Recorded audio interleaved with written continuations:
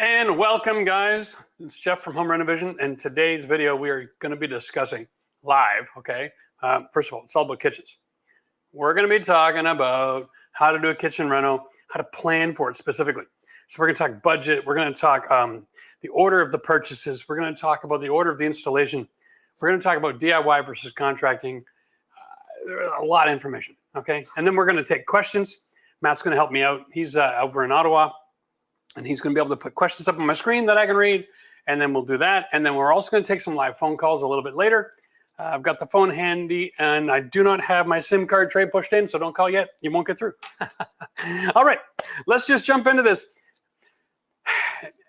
I have my own personal take on how to do a kitchen, okay? And I'm a very practical kind of guy. And I know all of the marketing that's out there is really designed to push you guys into spending more money than you need to. So we're going to talk about, from a renovator's perspective, someone who's done a bunch of kitchen renovations, what are the pitfalls? What are the ways that you can save money? You can shave off the cost to get a sexy kitchen without the sexy price tag, right? And so we're going to deal with all of that tonight as well. So hopefully there's something here for everybody. My chat screen is a little off center because I've got to have it over here. And in front of me is my notes on my computer. Make sure that I'm making sense and I get all my details covered. So I'm going to put it on my eyeballs and let's just jump right into this. First of all, rule number one when you're doing a reno, okay, is you got to have an understanding of, are you doing remodel or renovation? Yeah, everybody uses those words interchangeably, but they're not. And if you're a fan on the channel, you've been here for a while, you know the difference. Remodeling is when you're taking an existing space with existing mechanical and you're just refreshing that existing space.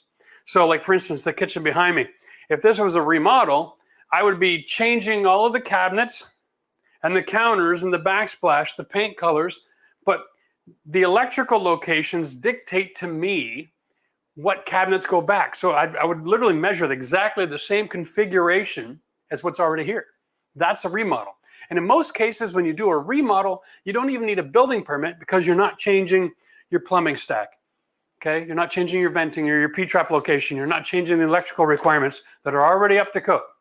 And even if it's an old kitchen, you grandfather in the old electrical if you don't change your counter space. You don't change that design, you're going to be just fine. So that's a remodel. That's simple. But we're here to talk about renovation today. So let's get into the nitty-gritty about renovating, which would be anybody who wants to mix things up, okay? You want to move an appliance somewhere, you need new electrical, you want to put in wall ovens, or you want to tear down a wall and add an island, okay? This video really is going to help all of you the most. So, number one is budget. How do you determine a budget? And the safest way to do a budget is not to start shopping with all of your wish list, price out everything that you want in your kitchen, and then try to figure out, oh, I got to put this much money towards it. The way you do a budget is simple. You take a look at the value of your property. So geography counts here, right? Like where you live counts here, because you can have the same house in the country, Mississippi, or on Long Island, New York, and you are going to have totally different budgets for your kitchen because you got to worry about return on investment. Just because you put money into your house doesn't mean you get it back out. So the rule of thumb is simple. 15% of the house value is available for your kitchen, okay? And you can push that to 20 if you're renovating the living space to be part of the kitchen.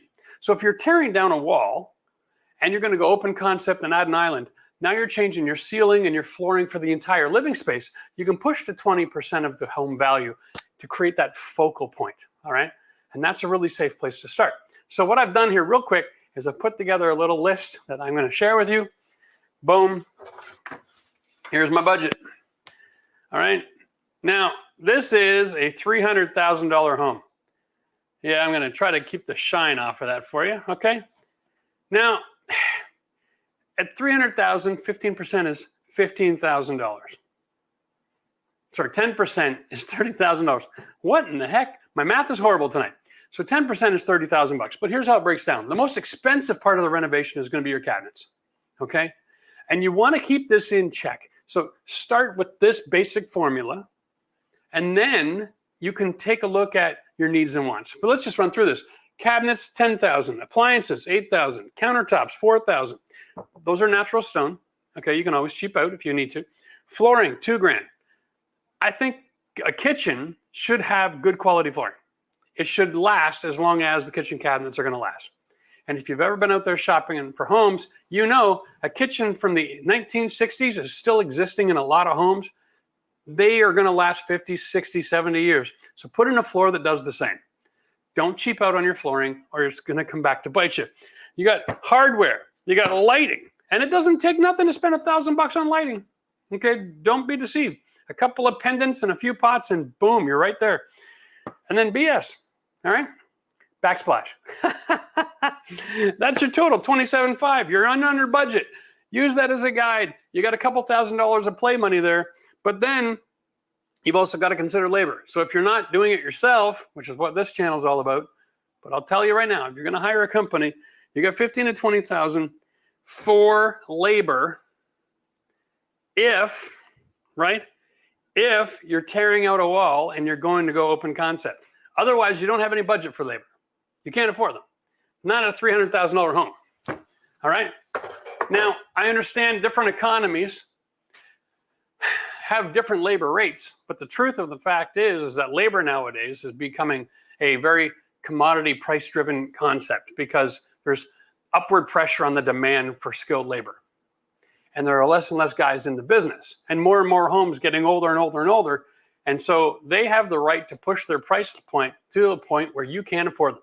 So that's why we're here. We're here because we saw this coming a mile away. I knew as soon as the baby boomers all started retiring that there are going to be tens of millions of people that are going to have to learn how to do their own renovations. All right. So that's why we're here. Our goal is to help 10 million people learn how to do their own renovations in their own home, build your own equity, okay, get financially free, and don't stress about it because you can do this stuff on your own. Now, we have a budget. What do we do with that budget? Well, okay, so now you got to find a cabinet company, right? So you go down to your local box store and they're going to represent one cabinet company. And might I recommend that there are probably around 50 or 60 cabinet companies out there. So maybe just sticking to your box store option is not a great option. Like you go to the box store for appliances, they carry at least 4 or 5 brands, but when it comes to cabinets, they don't. They've really dialed it down, right? So be careful, be warned. If you want to do yourself a favor, I'm going to give you a little industry insider tip here. There is a cabinet company in the United States called Master Brand, okay? And you can go and do a Google search, and you can open up their page, and you can look at all of the different kitchen companies that they own. I think there's like 18 or 20 or something, okay? And they rank them based on price point, options available to do all the crazy, sexy stuff, or is it ready to assemble? Is it a DIY friendly project or whatever, right? And so you can start to really narrow down. Then you can go, hey, hit a button, find out who's your local dealer. That's a great place to start shopping. Okay, Master Brand is not sponsoring this by any stretch, but you could just do a Google search, find out who are the main players, and then go and find out, what the cabinet prices are, because cabinets are the biggest expense, and you really want to start there. All right, what's the design you like? What's the line you like? How sexy or how simple do you want it to be? Okay, and let's talk about cabinets for a quick second. When we're dealing with cabinets, like look at this one, these are all doors, okay? Doors are bad for storage. Drawers are better. So if you get drawers, you can pull them out and have access to everything that's 2 feet. That's a 2-foot depth, right? Have access, get drawers. Yes, they cost more money, but they perform better. So if you're looking for a budget conscious issue, stick with a door. I don't know if you can see this or not, but this is a Lazy Susan. There's no fancy hardware in here. There's no $1,000 solution to pull out and present all of your wares to the world. It's just a shelf. But you know what? Here's what I found. Those inside corners, no matter how sexy they are, no matter what kind of hardware you use, they're not going to perform much better than that. They're bad use of space. Don't invest there, okay? If you want to spend some money, invest it in good appliances. Now, when we're dealing with budget, we're going to go cabinets first. So I'm going to recommend that you guys always buy wood because wood can be painted. Okay. Thermofoil is a disaster. It's cheaper. It's what's in this kitchen. But look at this. You got a pot. You're boiling water. The first thing is going to go is right here. There's a joint here. This is going to peel and blister over time. All right. There's just no way around it. That's horrible. Okay. Always look sexy up front. Thermofoil is a great temporary solution. It's a great rental solution. If you're doing a rental project, those are nice. But if you're looking for your own home and you're going to renovate and you're going to live there for a while and you want to retain value, buy wood, because down the road, you can always repaint a wood cabinet door. And that buys you brand new cabinets, right? So consider that as an option. Now, once we get our cabinets sorted out, you got your design that you like, you're going to have the options that you like, the color that you like. We really want to move on to, well, how do you know what's going to go in your kitchen? How many kitchens have you been in your life, right? Do you watch The Pasta Queen and you want to have that 2,000 square foot kitchen that's going to cost about $1.3 million?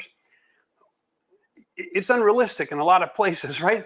But take a look at this. Very simple L-shaped kitchen, 10 by 10, very standard. Your appliances have a lot to do with the functionality of where you're going to live. So if you're going to change your appliances, and we're going to go from remodeling now into renovation, you're going to change your appliances. That means you're committing to electrical work. Okay? So let's say we're going to put in, instead of a fridge in the corner, we're going to put in a nice tall cabinet, and we're going to put in a wall oven and a wall microwave, right? Those are great features. And then you can go with more drawers and then a full counter here and then a range top installed. Okay, those are options. You're going to spend a little bit more money on your appliances. You're up a couple $1,000 because you need trim kits and all that kind of fancy stuff. You've got some mechanical stuff to work out. Maybe you need to get a gas supply line. All these design options, okay? But consider this. If you don't cook, what is your kitchen for? Some people use a kitchen just to make their sandwich and to have a place to hang out when there's a party at the house, right? So keep your appliances nice and simple. You really want to design for your lifestyle.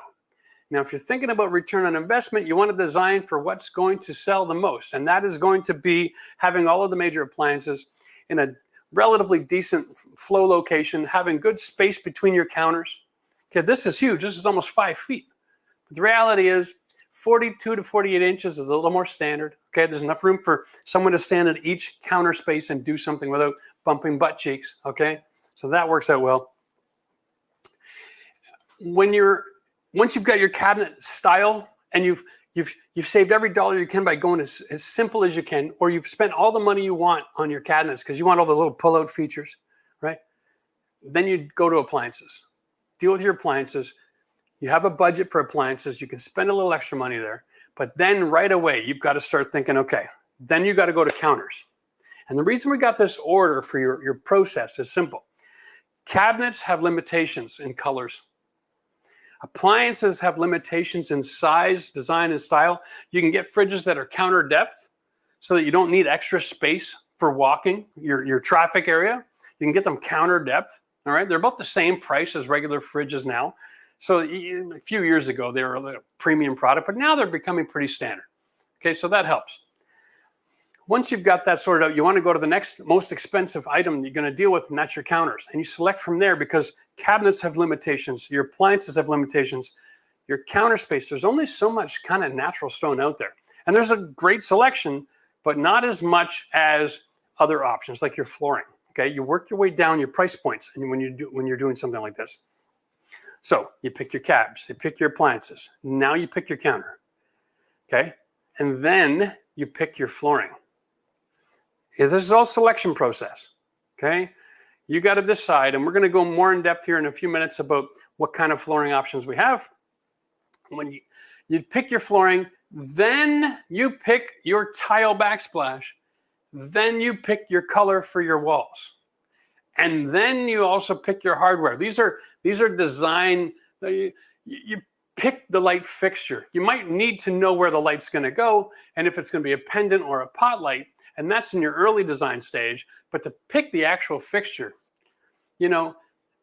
sometimes you want to pick the actual fixture after the fact. Get a little further down your project, spend some money, do your major renovation, open your walls, do your mechanical. Make sure you don't have some unexpected surprises like finding termites and you got to restructure a wall and run into major costs, right? So then there's a place where you can turn $1,000 light into a $100 light and move some money in your budget, okay? That's what I'm saying.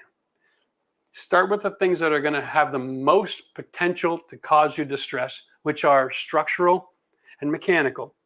And once you get your house kind of retrofitted for the new kitchen, you can make those commitments on your backsplash. I mean, you could go porcelain, you can go marble, or you can go ceramic if you have to save some money, right? So don't go shopping for all your hardware and fixtures, all the bottom stuff first.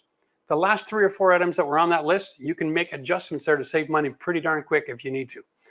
Now, as far as let's go the order of the install. When you're renovating a kitchen, it's really simple. You're going to have a design. In most cases, the place you're buying the cabinet is going to do the design for you. All right? You bring in the measurements. They might even come out to the house, depending on the service level they're offering. And you can use the measurement. You know that when we're doing decks, we have a 3, 4, 5. Measure 3 feet out, 4 feet out, and it should be 5 feet out. Check your kitchen. See if it's square, right? Because cabinets are square. And if your kitchen walls are like, then you're going to have an issue with your install. So you need to know that in advance. And maybe you need to do some furring out or some leveling off or some planing down of different pieces of lumber. This is all great information. Once you've got yourself to the place where you've got your design plan, your cabinets, your appliances all sorted out, then you can get into your electrical, you can do your plumbing, get all your rough work, get the drywall up, then you're ready for install. Now, for the installation procedure, here's my rule. You get the drywall. In a lot of cases, most companies, they don't even prime or paint until after the cabinets are all installed. It's amazing. But as a DIYer, can I make a suggestion? You do your priming and your first coat of paint before you put your cabinets up. All right? It reduces the risk of you having to go make multiple passes of paint in and around cabinets and having to be perfect with your lines. Okay?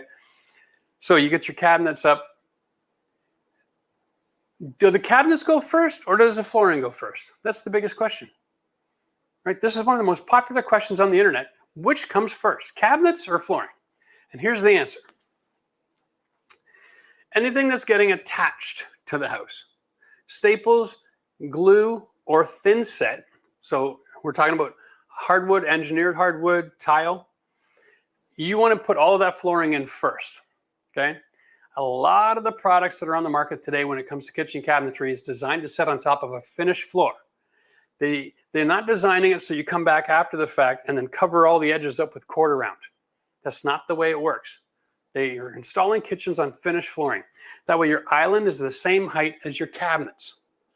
If you put all your cabinets in without flooring and then you add flooring and then you put in an island, your island is higher than the rest of the kitchen. It looks stupid, okay? So you got to decide for yourself. Are we going to do hardwood or are we going to do tile?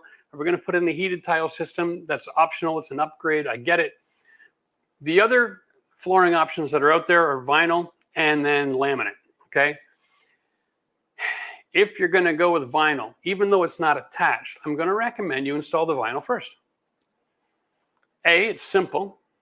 B, it has the lowest rate of contraction and expansion of any of the flooring that's ever going to go in a kitchen. So there's no reason not to put it in first. Avoid the need for cord around on your island and around your kitchen cabinets. What about, you got a fridge, you got that wall panel next to the fridge, right? How many people have been in a kitchen and you got a wall panel next to the fridge, separating the fridge from the rest of the kitchen, and there's cord around the wall panel because they put that in before the flooring. Looks like garbage, okay? Don't do that to yourself. If you want to do it yourself, get a responsible, get a professional look when you're finished, okay? So when it comes to flooring first, then your cabinets, unless you're doing a laminate floor, okay, then that has to go in after the fact. It has too much susceptibility to water damage and expansion and contraction. So you're going to want to have a gap and put the cord around on, okay? But vinyl, you don't need it. Let's just put that one to bed. Okay. Now, once you've got all that in, you want to put in your appliances and then your hardware and all of the rest of it. It's nice and simple, right? Now, when I say hardware in my cost estimate, I'm talking about sinks and faucets and the door handles and all that jazz. All right. It's all taken care of at that point.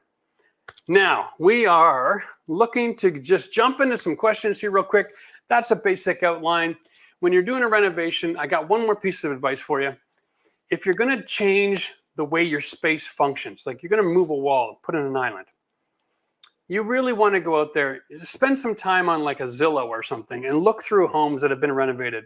Okay, identify the space, the functionality. Go to some open houses. Okay, tour some people's homes who've done major renovations. Spend some time at some of these design centers to go take a look. Figure out for yourself, what are you going to like? What's most important to you? And spend the money there. I don't like having fridges with water functions in it because it's just too common of a problem to have a fridge have a leak with a hardwood floor and then you run into a disaster. And no one wants an insurance claim that could have been avoided. But in some places, some people just really need that ice, man. Like I've been spending some time in Florida. I can appreciate the need for water supply and ice down in Florida. All right, I get it. Anyway, Matt, let's just jump into some questions now, and we'll see where this crazy train takes us. All right, here we go. Julian is a member. He's removing a soffit and extending cabinet height. Is that a renovation or remodel? All right, that is a remodel. And that's a great question. So like behind me, you can see the cabinet's finished, right? Above the cabinet is a soffit box. And it's basically 2x4 drywall. And then there's a couple inches gap between the cabinet and the drywall. And they just kind of measure and rip in a piece of the finished melamine. And they caulk it in and paint it in, and they're all good to go. That, if you want to remove all that and add cabinets, that is a remodel because you're not changing any of the design functions that affect building code. Okay, Julian, you're going to be just fine. You don't have to pull a permit because it doesn't change the electrical requirements. It doesn't change anything other than the aesthetics of how it's finished and the functionality in the storage. So you're going to be just fine. Very cool. Let's grab another question. And then hopefully we'll get a few minutes of this, catch up with all of our folks, and then we'll open the phone lines. Go ahead, Maddie. All right, wife and I wish to add an island with a cooktop range. There is no gas or electric in the planned area. Should we go inductive or gas? All right, Jonathan, here's the question. How much do you love to cook? That's the question. See, induction stoves are great because they're a safe option for kids. If you have the right pan, you have airspace between the counter and the pan, so the pan heats up and the counter doesn't, or the induction stove itself doesn't, and so it's safer that way. But they're lousy to cook with if you love to cook. Okay, I'm just going to say it. I don't want to bust anybody's bubble. But if you've invented an induction stove, like a range, that I can cook Italian food with, where I can bust my heat up and then turn it right off as soon as I want it, and I got that control, then I can cook Italian. But if I don't have gas, I can't cook Italian. You can't even cook Italian on electric. I'm just saying, okay? Any self-respecting chef knows you need gas if you're going to cook Italian. So if you love to cook, go with gas. Train your kids. And if you're not much into it and you just need to boil water once in a while and fry the odd thing, induction will work great for you. So don't worry about it. You don't have any risk of fire. And the thing is, it's so simple to bring a gas line to a stove. We did a video a couple years ago where we put in appliances in my daughter's new house, and we needed gas. It's a mixed fuel stove, so it was electric on the oven, but it was gas on the range. And so my gas guy actually brought it across the back wall outside the building from the meter to the location and then came straight through the wall. Did a penetration in the wall. That worked out amazing. And it's not that expensive. It only took him about 35 or 40 minutes. So it's an affordable way to get something done. And it doesn't have to break the bank. The secret is having the appliance on site when you run the line, because every one of those appliances is going to have a location to bring the gas line with a shutoff valve to.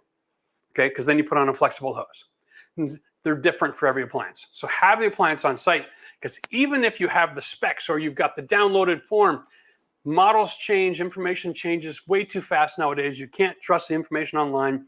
You've got to have the appliance in your room before you make that move. All right, cheers. All righty. Oh, whew. Well, guys, and here we are. We got like 500 people watching right now. This is awesome. If you haven't watched it yet, we started our video series at the Florida house. Started releasing the last couple of weeks. We're doing a major renovation in the bathroom, the ensuite bath. We ripped it open. We ran into a disaster. It literally beat the living tar out of me. It was probably the worst scenario I think I've ever run into in a long time. And if you haven't seen those videos, make sure you check those out. All right. Little plug for myself there. Here we go. Naveen. Oh, just showing a little bit of love. Well, cheers, Naveen. Hopefully this information is helpful. That's the whole goal of this channel. I get to make a living taking my life experience and sharing it with you guys for free. Hopefully to help impact you so that you can do this kind of stuff on your own and make your own revenue. Like, remember when I talked about the cash that it's going to cost for labor? We're talking $15,000 to $20,000. You only get 80 cents on the dollar return on investment when you hire a contractor. And I think this year we're going to see that number drop because housing isn't going up, but the demand for contractors is. And so their pricing is going up too. So don't be surprised if we start preaching, hey, you're going to get 60 cents on the dollar in your renovations moving forward. Yeah, I know it's crazy, but that's just the way it is, right? If you want something done, you got to pay for it or do it yourself. Those are the only options. There's no middle. There's not enough guys to do it for you, even if you have the money. So might as well just learn how to do it yourself, become independent, and build your own equity. Because if you put in a $60,000 material and labor kitchen and all you do is buy materials, you just save 30 grand. And you increase the value of your house more than the money that you put in. Which is why, if you're doing it yourself, you can afford to splurge a little bit on your appliances and your countertops because your return on investment is really built in. So don't go through all the trouble of renovating to give yourself a cheap stove. That's a great place to spend an extra $1,000 because you're not paying for the labor, right? Get something that'll change the quality of your life, not just the quantity. Anyway, here we go. Let's get back to some questions. Michael, house is similar to yours. Flooring is hardwood all throughout. Should I do flooring that is more durable in only the kitchen? Stone tile, blah, blah, blah. How does hardwood hold up in the kitchen? Okay, I know. This is a common question. Here's the answer. Hardwood in a kitchen holds up great with adults. Not so great with kids and pets. So it really depends, okay? That really is the answer. I know it's not a hell of a lot of an answer, but it is the answer. So a lot of people will buy a house and they'll live in it for a long time. And I'm talking old days, okay? Back in the 60s, 70s, you'd buy a house, you're 25 years old, you're married, you got a couple of kids already. Imagine that, young people, all right? And you own your own house because it was relatively cheap, relatively speaking, according to how much money you're making. You'd get your mortgage, you move in, and then, 20, 25 years goes by. Finally, the kids and the pets are up and gone, and then you would renovate the house. Consider that, right? Now, if you're buying a house or you got a property right now that needs to be renovated now, and you're in a position where you got kids and pets, we have better quality material options available.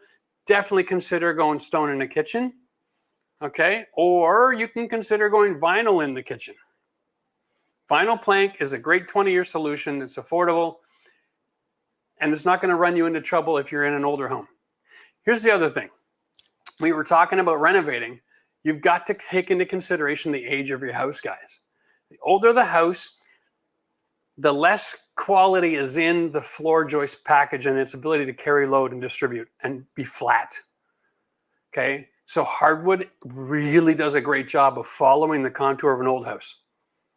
The flatter the house, the more options you have for product like tile. But hardwood covers a lot of sins, all right? So this is why we see it a lot of times. Anyway, let's get moving on with another few questions here, buddy. All right, Joe. To make the best use of a small kitchen space, why not do an over-the-range microwave instead of the separate one mounted on that shelf behind you? Yeah, I agree. I'm not even a microwave fan. I like to have one. But here's a great option for you. If you're going to incorporate a microwave in your kitchen and you have a small space, the shelf works. If you put it over here under the hood, what you end up with is a clearance issue, okay? Now your microwave is really low. And it's designed to be there. It's designed to have 24 inches of clearance or less, okay? And that's okay. It's an option. But in order to put that microwave here, now I need a dedicated power supply because a microwave pulls more power than a hood fan. All right, so that's got to be part of your design plan. You can't just say, oh, there's power, we're fine. No. You'll be tripping breakers all day long, okay? So you've got to have dedicated power to the microwave location. So that's something to consider. Microwaves pull a lot of power, all right? So it has to be a dedicated spot, which is why in a lot of kitchens, it's isolated into a microwave shelf. But if you're planning ahead and you want to use a microwave / hood fan combo, or even you can put a microwave and then you could buy a range hood with a downdraft function. That's another option. Okay, you don't have to have the fan built into a microwave. You're going to get a downdraft, which is where you have like an exhaust under the counter. So this would be solid counter. You cut a hole in it, you drop your range in it, and then it has a downdraft. It's a fan sucking all the air from all this action. And it goes down and through the floor joist package and out of the building, kind of like a dryer exhaust. That's another option. All right, cheers. How do you feel about island with cooktop electric range? Again, I'm cool with it if it's big enough. If an island is big enough that you can have a cooktop and seating, I think it's great. But you got to have the room that matches that. Now, there's two things I've just mentioned. You have to have that huge fan sitting over the hood fan, right? You're in for a couple $1,000s there. Well, the downdraft exhaust is cheaper. And if it's a big enough island, you can put in a 36-inch range, get 5 burners going, have a gas range with a downdraft. You don't have any issues whatsoever, right? All you've got to do is run the mechanicals. You're going to have a 4 or 5-inch duct going down through your floor joists, exiting out through the foundation wall. Boom, problem solved. You don't have to have that obstruction. And that's really the number one reason why people don't like those ranges in an island, is because the hood fan obstruction. And there are some sexy hood fans out there, but man, you spend a lot of money for that. A range with an exhaust, it's a DIY to run the exhaust out through the wall. It's not that big of a thing. And if you've got a stone wall foundation that you've got to core through to put that hole, you can call up a core drilling company. Do a Google search. It's going to be a few $100. They're just going to pop by, run out, X marks the spot, boom, they'll pop a perfect hole for you so that you can then finish off running your exhaust. And that is a great way to get a professional installation and save a ton of money, because the core drilling guy and the added cost for the downdraft is usually cheaper than an elaborate design cover hood for an island. All right, here we go. Next up. Contracted a structural engineer who quoted $2,000 for a plan to removing a load-bearing wall in Ottawa for my open concept kitchen. Is that normal? Yeah. Nothing wrong with that. Like, what's your option? You want to move a load-bearing wall and not pay the guy who designed it? Like, yeah, $2,000. Pretty darn normal. That's very affordable, as a matter of fact, because when you tear out that load-bearing wall and you do that according to plan, your city inspector also can't chime in if you follow the plan details, and he can't give you any problem with approving the renovation. That's what his stamp is for. The structural engineer stamp trumps city inspector every damn time. The inspector can't ask for things that aren't on that drawing because they're not engineers. They're great human beings and help keep our lives safe, but they're not engineers. And so you follow the engineer plan. It's worth the $2,000. He did the dime. He did the drawing. He got the schooling. He got the stamp. That's worth the money every single time, because especially if you're renovating yourself, a project like that, you're already up $20,000, $30,000 in profit before you even start. So don't be afraid to spend a couple $1,000s to have a nice, simple path forward. Cheers. All right, here's another question. Tips for balancing utility / size in smaller kitchens. Yeah, well, here's a crazy question. When it comes to smaller kitchens, you know, there's no real rule about how much utility you've got to put in a kitchen. Like, I don't even know if there's any rule that says you've got to have an oven.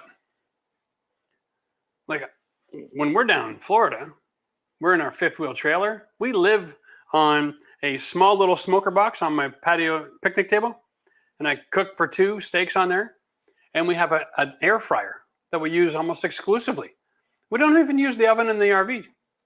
We use the range once in a while, maybe once a week. So consider that. Like, there are a lot of new appliance integrations and developments that are kind of starting to eliminate the need. Unless you're cooking a bloody turkey, the oven is probably the most inefficient appliance in the whole house. So consider not even having one, because in a lot of modern families, having an oven isn't even necessary unless you love to bake. Anyway, small portable appliances are eliminating fixed appliances in a lot of cases. It's going to be the wave of the future. So what you'll see is smaller kitchens, more like a European kitchen, where they've got a counter and that's it.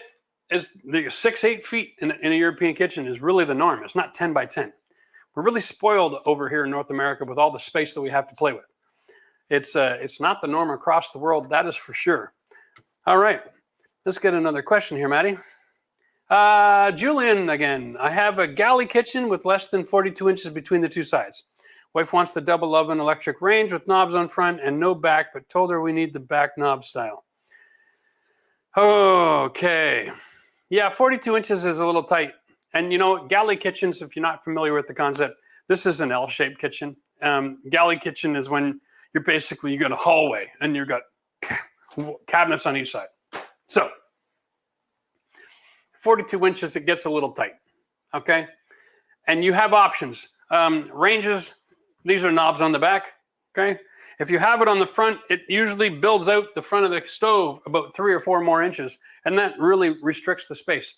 And so does having a fridge that isn't cabinet depth. So those are 2 ways that you can save space. The other way you can save space is you can go with a wall oven and then just a range top and lose this whole handle assembly that's going on here. Okay, so that's another great option to consider there, Julian. Cheers, buddy. Woo. Look at this. We got all kinds of members in the chat here tonight. This is awesome. TJ, is there any way to estimate how much changing to an open concept may increase house value compared to closed off kitchen to determine ROI? You know, for people who love the open concept, it means a lot. At the end of the day, the value of that renovation is 2-part. 1, someone has to do the work. So if you're going to hire a contractor to do it, it's going to cost a certain dollar value, okay? That change in the house is going to create a different living environment and has a different value attached to resale. My experience is taking out non-load bearing walls makes a lot of money. Taking out load bearing walls breaks you even, okay? But in every situation, whenever you have an open concept living, you sell faster. So there's not as much competition. So if you take 100 houses in your neighborhood and 5% have upgraded to open concept, you'll be the only guy for sale that has one. So you'll be able to demand a higher price on resale. That's kind of the way the economy works, right? So because it's not as prevalent, especially in older neighborhoods, you write in your own check, right? So, you know, whatever it actually costs to do the removal and then reflooring and then the resurfacing on your ceilings, you can roll that into perceived value and you'll get it at the time of resale every single time. All right, let's see what we got here. Graham, if I were to cheap out on countertops and use my artistic skill to make a resin counter, is that bad? Versus quartz, granite, or stone? I don't know. Can I just say that? I don't know. I don't know what value there is in a resin countertop. You're talking like an epoxy counter or something? Yeah, I don't know. I did a farmhouse renovation, right? And I had an island, and we used a quartz on the island. But the rest of it was all just laminate. It was imitation marble. And now it didn't have the backsplash on it, okay? It was just a bar top. When we tiled on top, it looked very sexy. But the stone island is really the most important part. That's where the abuse happens. Everything else doesn't take a whole lot of wear and tear, so I wouldn't be too concerned about it. You can do it like I did. You can put stone in front of the face of everybody, and then an imitation in behind. No one's going to even think twice. All right. That's a great way to cheap out, is mix your counters. Mix your cabinets too.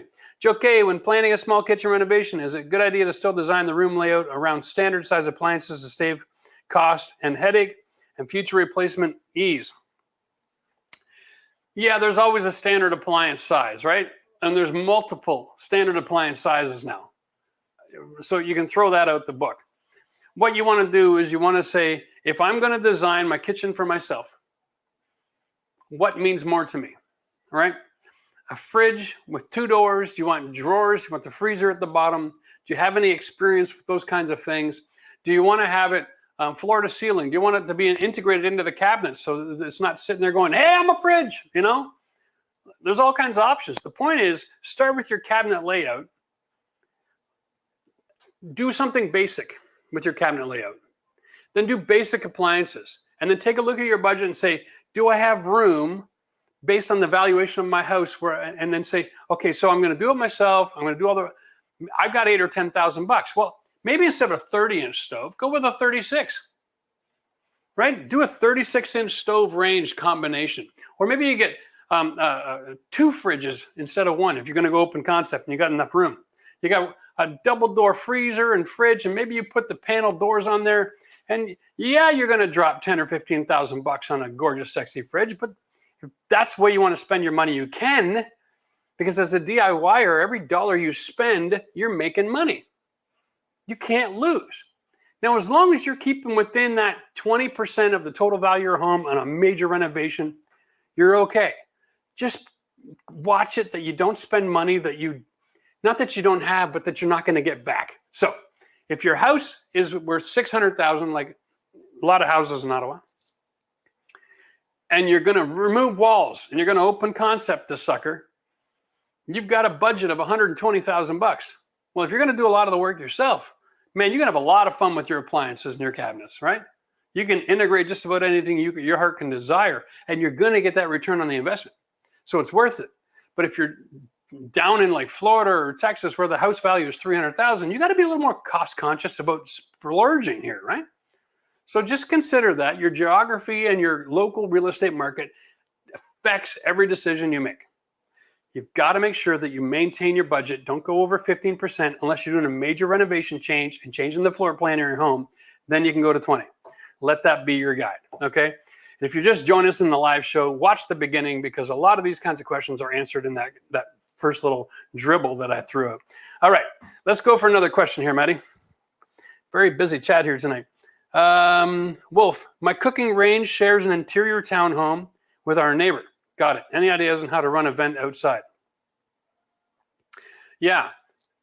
Okay, so your range sharing the interior townhome, it's the party wall, it's the firewall, okay? So let's say that on the back side of here is a neighbor. This is actually a townhouse complex. So we got like 4, 5, 6 units in the front and on the back side. So what you'll see here is that there's a fake cabinet. There's only 3 inches here because the ducting from this goes straight up, gets into the floor joist or the ceiling cavity, and then is exhausted outside, okay? So they're integrating the space that's in the floor joist of that next level to run it outside. And that is how you run your ducting, okay? You never, ever want to compromise your firewall from one unit to the next. A, it could save your life if they have a fire, and B, you could save their life if you have one, all right? So don't do it. Use your own interior floor joist cavity or build soffit boxes like this. In this kitchen, there's a soffit box above all the cabinets that runs all the way outside. And I'll guarantee you that exhaust is running in that box all the way to the outside out front. Okay, that's another option. It's okay to have a soffit box in a living room if you have to hide mechanical. It's not the end of the world, okay? It's not the first design option. But in a room like this, you know the floor joists are going this way. So you can't run it that way unless you're on the end unit. So in a lot of cases, running a soffit box, which is basically just a 2x4 with drywall, an L-shaped drywall cavity, so you run your pipes. That's it, okay? And because the cabinets here are set at a certain, you got your 30-inch cabinet, you got your countertop, you got your 18 to the bottom, and then you got a 30-inch cabinet, boom, that box is made to fill that space. The same size box goes all the way across. It gives you a nice, clean, simple line right out to the outside. And that's how you do that. All right. What do you think, Matt? Let's do another question, then we'll throw the phone number up and we'll see if we can help some people in real time. Michael, might have watched all of your videos. I haven't even watched all my videos. Love your farmhouse renovation. Feedback on Z-Line range and others. Worth the splurge, you're the best. First of all, Z-Line is not a splurge. They are a middle of the road, semi-luxury, I call them, okay? and there are great appliances. So no worries, no issues that are definitely worth the money. Guys, especially if you're renovating your own property, buy great appliances because that changes your life. How you utilize the inside corner cabinet doesn't really change your life. But having amazing appliances is worth the investment. Man, you only live once. You're going to eat so many meals. And if you're going to cook them yourself, you might as well have an enjoyable experience. Create something awesome for yourselves and enjoy your life. All right. Here we go, Matt. Let's throw up the phone number. There we go. Turning this sucker on. If you got a question and you want to be able to have some back and forth, help troubleshoot, let's do it now. We're going to take some live calls. The phone number is on the screen. Fantastic. Now, there's always a time delay with us uploading whatever. So let's throw one more question on the screen while we're waiting to get to that, Matt. All right. Here, which one is better? Quartz composite sink and stainless steel sink. You know what? There's a lot of different issues going on out there. We've got enamel white sinks. We've got quartz composite. We've got grays and blacks. At the end of the day, stainless steel cleans really easy. Just don't ever put mineral spirits in it. I love a good stainless sink. All right, it's timeless. Hello, it's Jeff here. Who am I speaking with? Oh, hi there. My name is Todd. Well, yeah, you got a question for me, bud? Let's go. Yes. So my question is, I'm just listening to you on the thing, so it's like a double thing, repetition. But anyway, I'm just calling to see if you guys have any advice on this. So with like the high cost of living and high cost of materials these days, is it possible to plan out a whole project just based on buying stuff from Marketplace or Kijiji, like used stuff from, people? Obviously you have some limitation in terms of what you can get. But just wondering if you have any thoughts on this, or using other people's materials, appliances, that kind of stuff. That's a great question. I'll tell you this. If you're looking to save costs, the largest portion of any renovation, especially when you're dealing with kitchen, is not the material, it's the labor. So learning how to developing the skills to do the work yourself will save you a lot more money than trying to buy cheaper product. And in a lot of cases, none of that comes with warranty. It all is going to come with hidden surprises. It's really, you're taking the 30% of the cost of the project, which is the material, and you're trying to save money there, versus the 70% of the project, which is the labor and the taxes, and saving money there. It's so much easier to do it on the labor side. Now, you don't have to do all of the labor. You can hire out an electrician or a plumber or even a contractor to do certain items. But a lot of the work that goes into installing a kitchen, like just installing the cabinets, it's not that tricky. We have videos to help. You can do your own flooring. You can do your own paint. You'd be surprised how much money you can save learning some basic skills versus trying to buy cheaper material. Cheaper material usually comes with a shorter lifespan, so you just get what you pay for. All right? Yeah. Yep. Thanks a lot. No problem, my friend. Thanks for the call. Cheers. Yep. Well, there you go. And that's just the bottom line, right? I get it. Life is expensive. So independence with doing the work yourself pays dividends far beyond trying to buy cheap product or inferior appliances because you got to be cheap. Don't be cheap. Okay? Buy nice stuff. It's okay. Here we go. Hello, Jeff here. Who am I speaking with? Hey, Jeff, it's Zafar. Zafar, how are you doing, buddy? Doing sort of okay. I think I haven't watched all of them, but 3/4 of all your videos, so I'm fairly close. Here's my issue. Yeah. My house is a 1973 or 74. They got engineered floor trusses spanning just 30 feet. Okay. And it dips from the north to the south. And I'm getting my bathroom renovated, except that the contractor is saying, I'm not so sure about what we can possibly do. So I'm like, all right, I'll look into myself. But we just got luxury vinyl plank flooring done about a year and something ago. And the guy then was like, it's not really worth doing what you're thinking of doing, which is what I saw you do. But that was with floor trusses. Solid floor trusses, not engineered floor trusses. So I'm wondering, is it worthwhile to pull everything off and jack it up from below.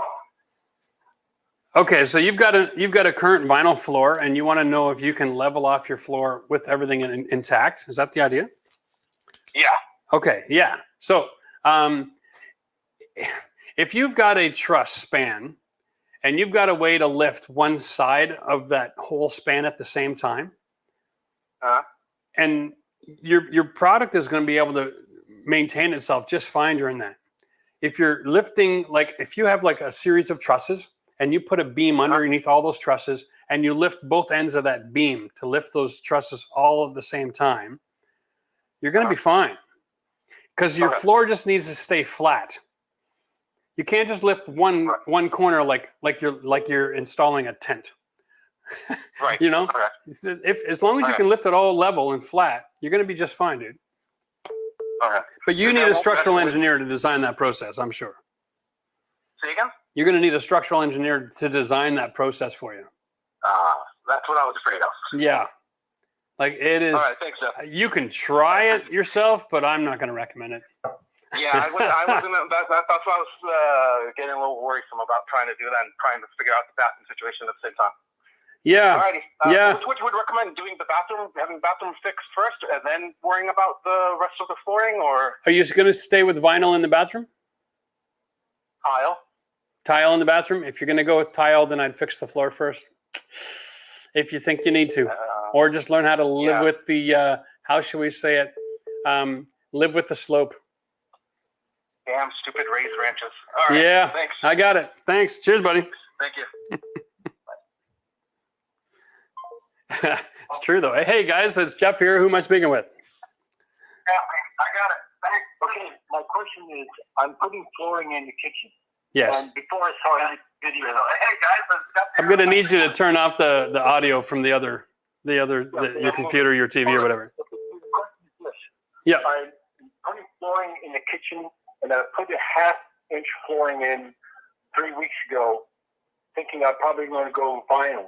Yes. But my brother died, and I don't have to worry about spills anymore. So I'm wondering, should I put in breaker board on top of that half-inch, or 3/4 inch to reach that thickness that you recommend if you're going to tile your floor? Wow. First of all, sorry to hear about your brother, dude. That sucks. Yeah, it wasn't an. Wow. Yeah. So like if you're going to go with tile, you need 1 1/4 inch of subfloor structure material. Okay. And it can be a combination of plywood, OSB, and cement board. So depending on what you got now, you just want to add to get 1 1/4 inch of strength. Or if you have 5/8 subfloor right now, you can use Schluter-Dietrich membrane right on that OSB to go to tile. Okay. Okay. Are you familiar with that product at all? The orange membrane? No, I'm not. But I have used Schluter in the bathroom when I tiled the bathroom 2 years ago. So Schluter makes a membrane that you attach to your subfloor with their thin set. It's called all set. It's a little more expensive, but it always works. Okay. So some thin sets don't work, and you'll have failure rate. So it's important to just spend the extra few bucks if you're going to go that route. But you can add just the Schluter-Dietrich in the thin set to get your height exactly where you want it. And they come in 2 different thicknesses. So you can determine that. Okay. And then the installation is actually quite simple. I've got videos online about how to put that stuff down. And that'll raise your height to where it'll be structurally sound to support tile. As long as you've got a 2x10 floor joist, 16-inch on center, and 5/8 subfloor that's screwed to the floor joist, your structure is solid enough to just add the membrane. You don't need to go build up with more materials. Okay, great. All right. Thank you. You're welcome, my friend. Take care. All right. Yeah, there we go. There we go. Yeah, you know what? Like, doesn't matter how many times Schluter does a video on HGTV, there's still people out there who haven't seen the products yet. It's amazing to me how many people out there are still learning just the basics. There's always a new crop of homeowners, right? Just getting into the market. And that's why we're here to help, guys. Hello, Jeff here. Who am I speaking with? Hi, Jeff. This is Hector from PA. Hi, Hector. What can we do to help you out, buddy? So So I think I know what you're going to answer me with, but I have a question. I have a 1954, what do you call it? Not a single home. It's bi-level home. Sure. I have a crawl space. Yep. Right now we have a little bit of a problem with the crawl space. The insulation right down there is going bad. There's a little bit of a water issue. I'm trying to get a few quotes for what to do about that, waterproofing and whatnot. I've been getting recommendations for encapsulation. There are no vents. There is a sump pump down there that is not working, that it just went bad. So I'm trying to figure out what the best investment or way to resolve that. I think maybe it's also going to help with the insulating the house if I replace the insulation and add, Yeah, that's a great some question, water Hector, and I've filtration. got some experience because I actually had a quote for encapsulating that trailer that I'm working on. So I got an idea of the dollars you're spending. What's the square footage of the home? It's about 1,700. 1,700. So you're looking at almost $30,000 for encapsulation. Yes. Yeah. What's the value of your property? Right now, it is sitting 420. 420. So Mhm. you're looking at like somewhere close to almost 10% of the value of the home to encapsulate, which is a new technology for everybody at home. Basically, it's creating a vapor barrier on the ground and up the walls to take that whole crawl space area and condition the space to a certain level of humidity. Your house is from 1954. Do you have any termite issues or structural issues? I do not. Okay. If it helps, I only have part of the crawl space. Like it's not the whole house that is crawl space. It's only like the main level. Yeah, I get that. So here's the deal. When you're looking at that kind of a thing, I like to look at the history. The house has been there 70 years. Mhm. It hasn't fallen down. Mhm. Okay, so whatever you've got going on with your moisture issues, it's probably just the age of the insulation and the integrity of the vapor barrier on the bottom side of the property. Mhm. I would think it's a lot cheaper for you to correct the vapor barrier under the house. And then if you want to increase your airflow, Mhm. then you're going to be fine. Like Okay. 70 years of That's perfect. history means that the climate isn't killing your house. Mhm. So you don't have to protect yourself from the climate. Does that make sense? Yeah, that makes sense. Yeah. You just have to make sure that the systems that were there from the original builder are still in place and in good order. So make sure your insulation and your vapor barrier underneath your property is in good order. And if you need to, for a little extra reassurance, add a couple of exhaust vents that are pulling air from underneath the house.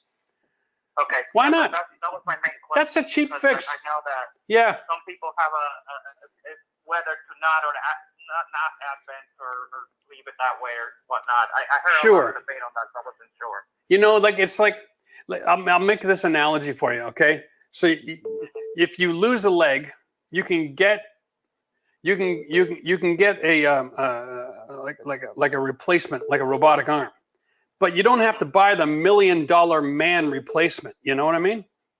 Mhm. Mhm. That's what they're selling nowadays. Well, we have a solution to a problem, but it costs 5 times more than what it's worth. If you can only spend 10 or 15% of the house value on a whole kitchen reno, you're talking about spending even more money than that on something that no one's ever going to see. Mhm. Yeah. You're throwing good money away, if you, in my honest opinion. Okay. Now, if your That house makes is sense. 10 years old and you're having moisture issues and there was mold developing, then maybe you'd have to take a serious look. But your climate is not your enemy. It's just the age of the house. So bring it back up to its original glory, and I'm sure you're going to be just fine. Awesome. Thank you so much. Jeff. All right, buddy. Appreciate it. Cheers, man. Cheers. All right. Guys, I'm sorry if you're calling me and I'm on the phone. Maybe it looks like I'm not on the phone. I got call waiting. I can't seem to figure out how to stop that. I use a hammer for a living. Anyway, the line's open now. Feel free to call. My goodness. And until the call comes in, Maddie, what do you say we take? Oh, we'll take this call. Forget it, Matt. That's good. Hello, Jeff here. How can I help you out? Yeah, hi, Jeff. Yeah, hi. Can we kill the sound on the other device there?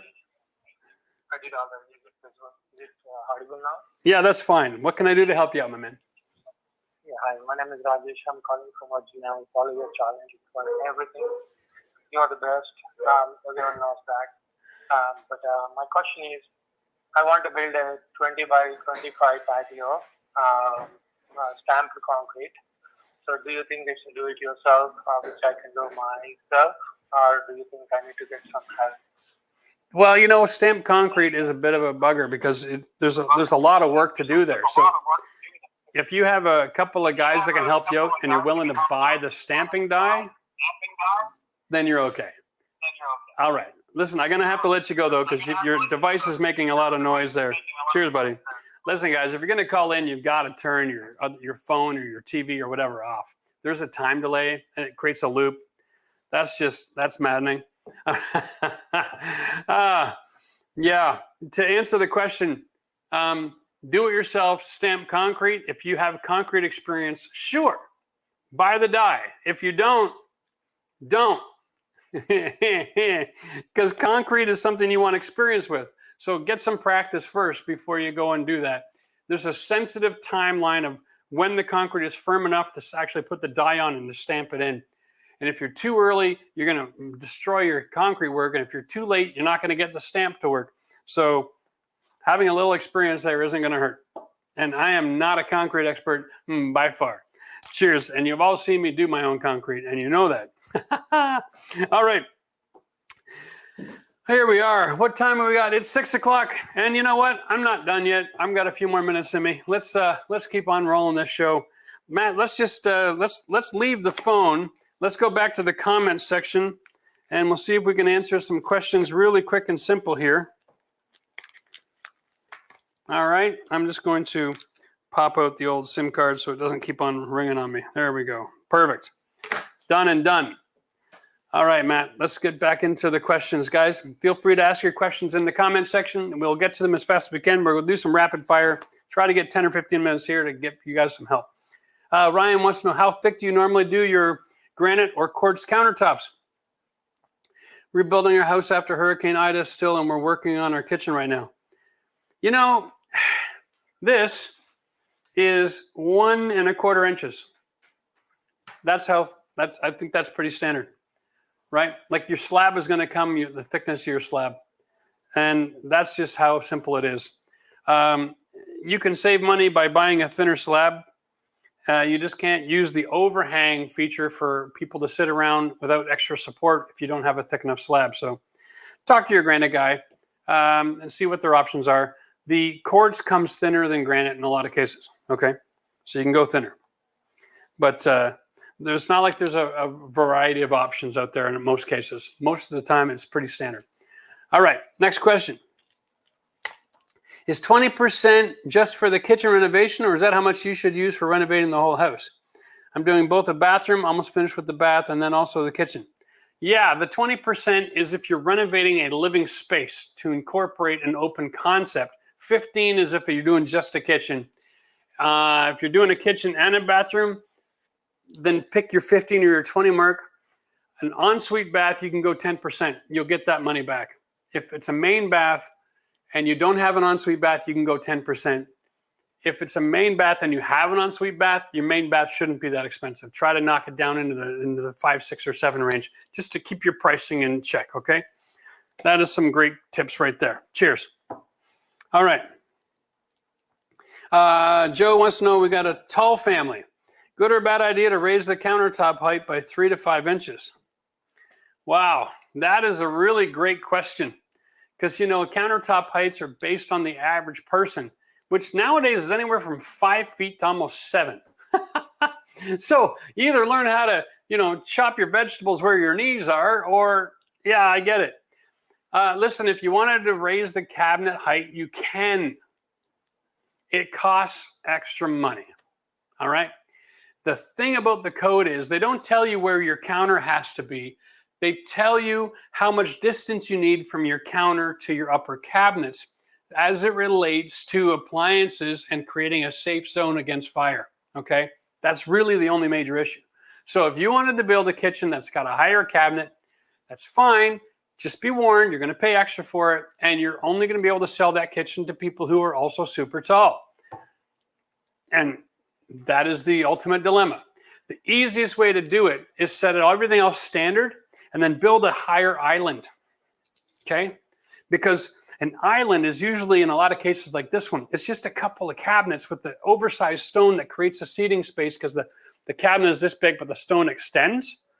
If you build these two cabinets tall with a higher island so that you're chopping and you're prepping at a normal height, then when you go sit down, you're sitting at a normal height, everything is good. When you go to sell your house, if you need to appeal to a larger market, you can simply take the countertop off, replace the two cabinets with the normal size cabinets, and put that counter right back on again. Now you're only out what, $600-700, maybe $1,000 for the island build, but it's right on top of your flooring, so it doesn't matter because your floor is first, then your cabinet, then your counter. You can pull the counter, replace the cabinet, drop the counter, and then appeal to the entire market all over again.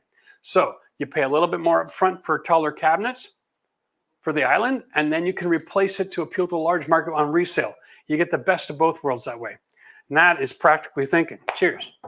All right, next question. Wendy wants to know, he's got 110-ish. You give or take a week or two, eh, Wendy? Yeah. Current floor is hardwood. I got high humidity often, and we definitely get 4 seasons here. What options are reasonable for flooring? Okay, so your hardwood floor is a reasonable solution. And I'll tell you why.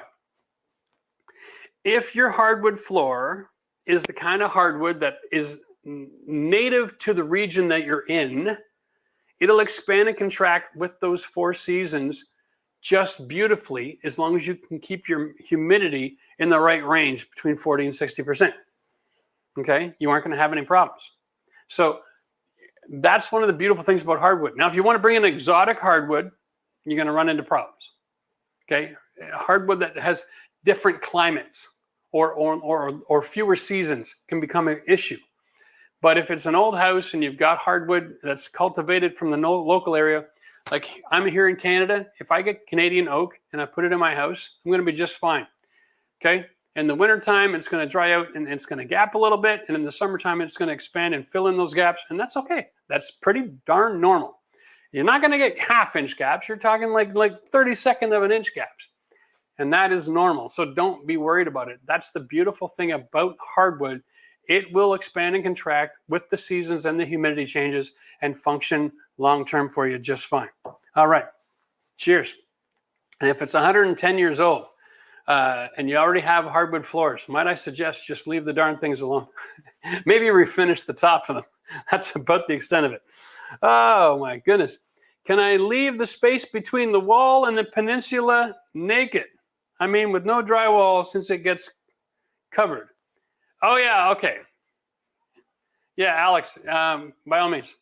Guys, if you're doing a remodel and you've had moldy drywall or something and you've removed it, you don't have to repair the drywall if it's going to be covered by kitchen cabinets. Okay, you just got to make sure that your cabinets are installed flush and that the back of the cabinet is where the wall above the cabinet is going to be. That's all. So your counters don't look stupid. But you don't have to close up the gap. Not necessary. But if you put the drywall in, it makes it easier to install. You don't have to tape it. Install the drywall, push everything back in, and then at least you have a nice flat surface to work off of. But I get it. That's an interesting question. All right. Next up, Joe wants to know, do you ever see open concepts going out of style in the future? Wow. Let me just say it this way. The way that we've got things going on, the future is going to be smaller and smaller homes. Open concepts aren't going nowhere. We're not going to have the space for walls. Every time you have a wall, you need a hallway, right? And that makes buildings bigger. So open concept living allows spaces to be smaller and still function. So I don't see them going anywhere. The cost of housing is getting ridiculous, and the only solution is to live in a smaller footprint. The funny thing is, in the last few years, new house construction is still getting bigger. Because the answer we have right now to our crisis is, let's stick more families in the same home. Some point, we're going to have to smarten up and start making homes that are more affordable, that are smaller, like this place, which is a 3-story walk-up. But this has got this is not a forever home, because nobody wants to have a 3-story walk-up when they're 75. So, you know, we have to figure this out one way or another. But no, open concept is not going away. It is here to stay. And so the more of you that have older houses that are full of hallways and walls, realize that an old house that's got a living room and a dining room and a den and a hallway and a kitchen space and everything's walled off and it's all traffic space. As soon as you remove all those walls, you have a huge house. You live in a house that's probably 1,000 square feet and it feels like it's 400. As soon as you remove the walls, boom, you've got all of that space to yourself. You're going to love me for it. Get rid of your walls. They're just no value to you. All right, next up. How do you feel about an old butcher block kitchen countertop and island? Yeah, I'm loving it. I'm actually, you know, the trailer that I'm doing right now. You guys are seeing me renovate the bathroom, but I'm already in the kitchen. I'm up here in Canada right now, enjoying the Canadian summer versus the Floridian summer. Okay, I've got the spoiled rotten syndrome going on. We're going back in a couple of weeks. I'm going to finish off my kitchen. We're filming that. I'm putting in butcher block kitchen counters. Okay, it is a great DIY project. It's affordable. It's a great solution. They're beautiful to look at. They function great. There's nothing wrong with them. So I'm putting them in to teach you guys how to do it, because I'm doing the entire kitchen in butcher block. And where the kitchen ends, I'm doing a butcher block waterfall to the floor.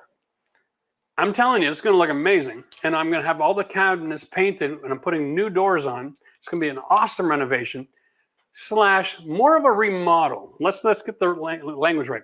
That's going to be a remodel. Okay. We're using the same cabinets, changing all the faces, painting the whole thing. And I'm going to put in butcher block and a new backsplash tile in my trailer. I'm going to make this place look like $1 million. And maybe, just maybe, inspire a bunch of you guys to see that you can do your own kitchens all by yourself. Because that is a kind of a remodel that you can get away with. Painting it, changing out your doors, new hardware, new countertops. You can make a brand new kitchen out of an existing space, and you don't even need a building permit.